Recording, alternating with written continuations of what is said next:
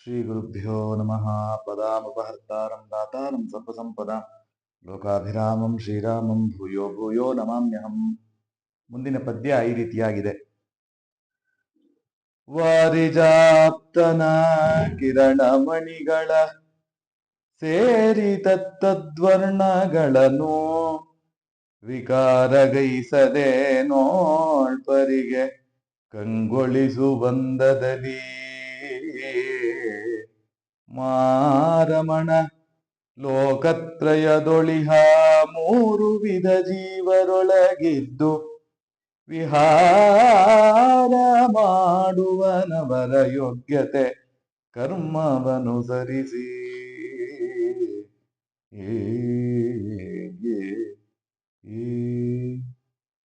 ವಾರಿಜಾಪ್ತನ ಕಿರಣಮಣಿಗಳ ಸೇರಿ ತತ್ತದ್ವರ್ಣಗಳನ್ನು ವಿಕಾರಗೈಸದೆ ನೋಳ್ಪರಿಗೆ ಕಂಗೊಳಿಸುವಂದದಲ್ಲಿ ಮಾರಮಣ ಲೋಕತ್ರಯದೊಳ್ ಇಹ ಮೂರು ವಿಧ ಜೀವರೊಳಗೆ ಇದ್ದು ವಿಹಾರ ಮಾಡುವನು ಅವರ ಯೋಗ್ಯತೆ ಕರ್ಮವನ್ನು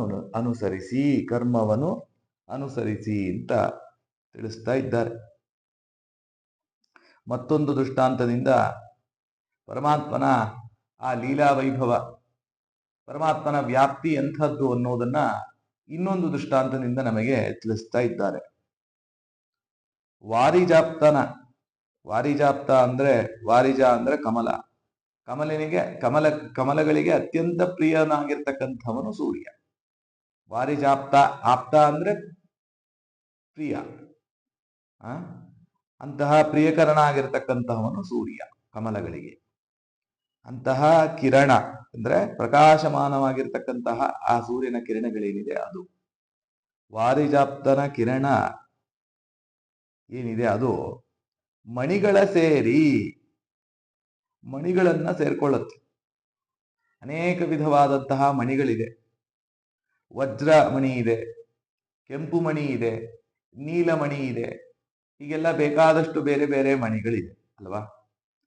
ಹೀಗೆ ಮಣಿಗಳ ಸೇರಿ ತತ್ತದ್ವರ್ಣಗಳನ್ನು ನೋಳ್ಪರಿಗೆ ಅದೇನ್ ಮಾಡುತ್ತೆ, ಆ ರತ್ನಗಳಲ್ಲಿರ್ತಕ್ಕಂತಹ ವರ್ಣ ಏನಿದೆ ಅದನ್ನ ಅಭಿವ್ಯಕ್ತಗೊಳಿಸುತ್ತೆ.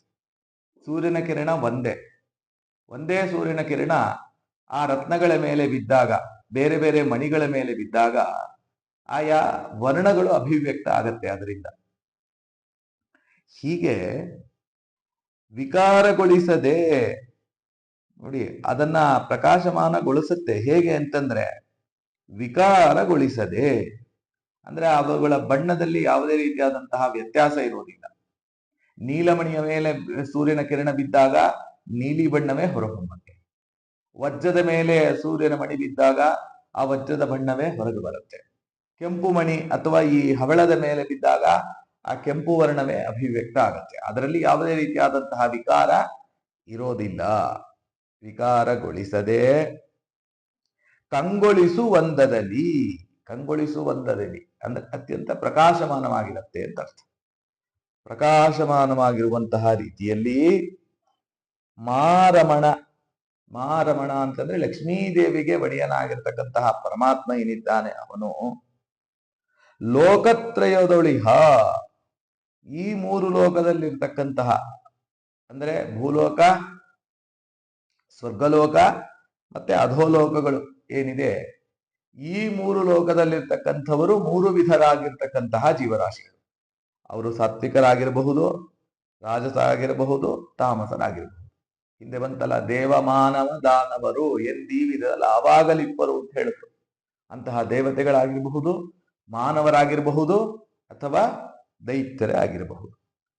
ಹೀಗೆ ಮೂರು ವಿಧ ಜೀವರೊಳಗಿದ್ದು ಪರಮಾತ್ಮ ಏನ್ ಮಾಡ್ತಾನೆ, ಈ ತ್ರಿವಿಧರಾದಂತಹ ಜೀವರಾಶಿಗಳಲ್ಲಿ ತಾನು ವ್ಯಾಪ್ತನಾಗಿದ್ದು ಅವರ ಯೋಗ್ಯತೆ ಕರ್ಮವನುಸರಿಸಿ ವಿಹಾರ ಮಾಡುವನು.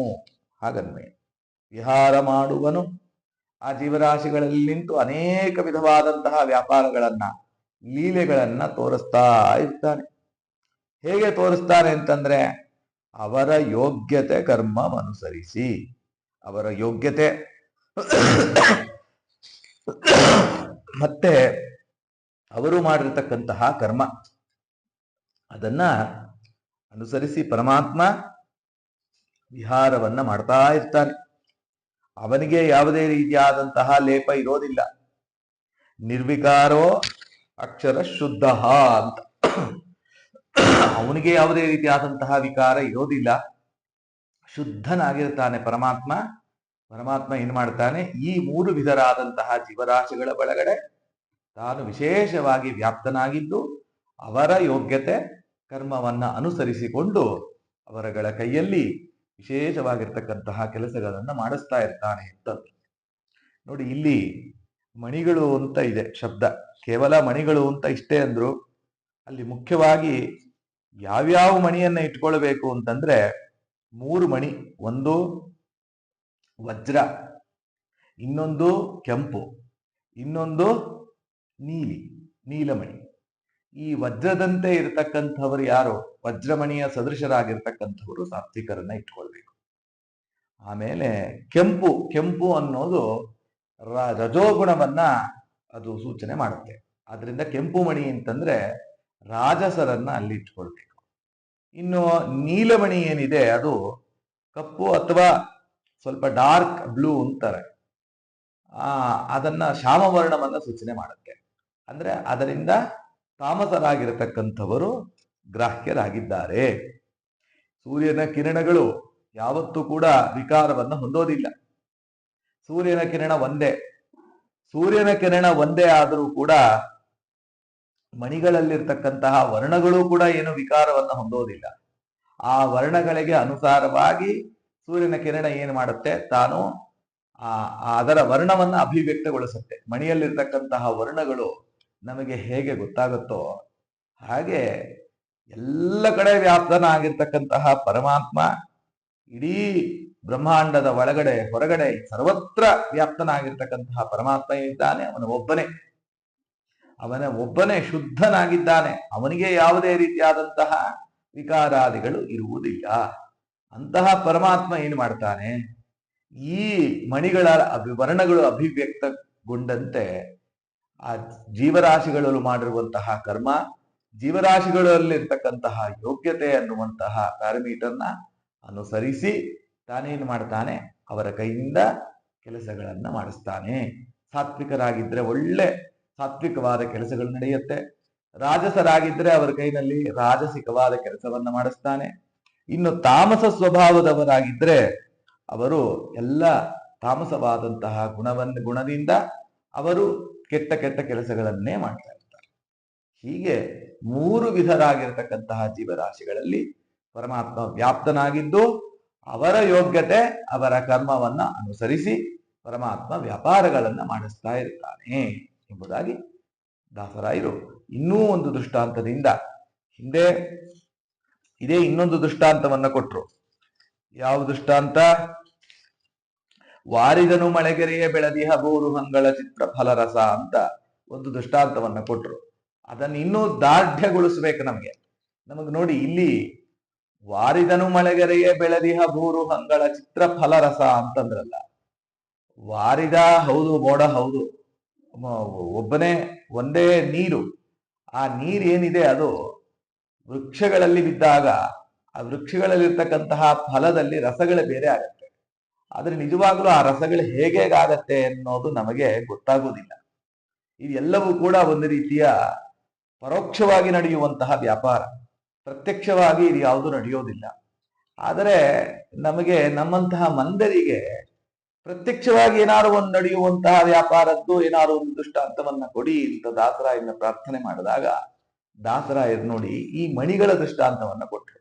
ಈ ಮಣಿಗಳಲ್ಲಿರ್ತಕ್ಕಂತಹ ವರ್ಣ ಅದು ಪ್ರತ್ಯಕ್ಷವಾಗಿ ನಮಗೆ ಗೋಚರ ಆಗುತ್ತೆ. ಅಲ್ಲಿ ಫಲಗಳ ರಸ ನಮಗೆ ಗೊತ್ತಾಗೋದಿಲ್ಲ. ಹೇಗಾಗತ್ತೆ, ಒಳಗಡೆ ಏನ್ ಪ್ರೋಸೆಸ್ ನಡೆಯುತ್ತೆ ಅದೇನು ಗೊತ್ತಾಗೋದಿಲ್ಲ. ಆದ್ರೆ ಇಲ್ಲಿ ತುಂಬಾ ಪ್ರತ್ಯಕ್ಷವಾಗಿ ನಮಗೆ ತುಂಬಾ ಸ್ಪಷ್ಟವಾಗಿ ನಮಗೆ ಗೊತ್ತಾಗ್ಬಿಡುತ್ತೆ. ಆ ಸೂರ್ಯನ ಕಿರಣ ಯಾವಾಗ ಮಣಿಗಳ ಮೇಲೆ ಬೀಳುತ್ತೆ ತಕ್ಷಣ ಅದರ ವರ್ಣಗಳು ಅಭಿವ್ಯಕ್ತ ಆಗೋದನ್ನ ನಾವು ಪ್ರತ್ಯಕ್ಷವಾಗಿ ಕಾಣಲಿಕ್ಕೆ ಸಾಧ್ಯ ಇದೆ ಅಂತ ದಾಸರಾಯರು ಇನ್ನೂ ನಮಗೆ ದಾರ್ಢ್ಯತೆಯನ್ನೇ ಉಂಟು ಮಾಡ್ಲಿಕ್ಕೋಸ್ಕರವಾಗಿ ಪರಮಾತ್ಮನ ವ್ಯಾಪ್ತಿಯನ್ನ ತಿಳ್ಕೊಳ್ಳೋದ್ರಲ್ಲಿ ಚೆನ್ನಾಗಿ ದಾರ್ಢ್ಯತೆ ನಮಗೆ ಬರಬೇಕು. ಅದಕ್ಕೋಸ್ಕರವಾಗಿ ದಾಸರಾಯರು ನಿಲಿಂದ ಮೇಲೆ ಇಂತಹ ದೃಷ್ಟಾಂತಗಳನ್ನು ಕೊಟ್ಟು ನಮಗೆ ವಿಶೇಷವಾದಂತಹ ಉಪದೇಶವನ್ನ ಮಾಡ್ತಾ ಇದ್ದಾರೆ ಎಂಬಲ್ಲಿಗೆ ಕೃಷ್ಣಾರ್ಪಣ.